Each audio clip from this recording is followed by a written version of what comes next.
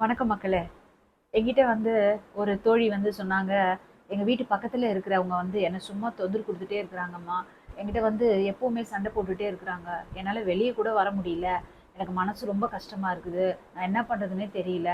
நான் அமைதியா இருந்தா கூட அவங்க என்ன சும்மாவே வம்புக்கு இழுக்குறாங்க." அப்படின்னு சொல்லி என்கிட்ட ஃபோன் பண்ணாங்க.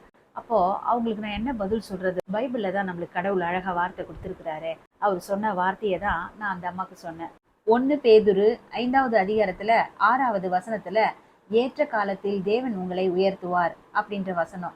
ஆகையால் கடவுளுடைய வல்லமை மிக்க கரத்தின் கீழ் உங்களை தாழ்த்துங்கள், அப்பொழுது அவர் ஏற்ற காலத்தில் உங்களை உயர்த்துவார். இந்த வசனம் என்ன சொல்லுது பாருங்க மக்களே. தாழ்மையோடு இருக்கணும் அப்படின்ற ஒரு ரகசியத்தை கண்டுபிடிச்சவரு நம்ம பேதுரு. ஆகையால தான் மக்களே, கடவுள் என்ன சொல்றாருன்னா, தாழ்ச்சியோடு கூட நம்ம இருக்கும்போது நிச்சயம் ஒரு நாள் இதற்குரிய பதில கடவுள் நமக்கு நம்ம அமைதியா இருப்பது தான் ரொம்ப நல்லது.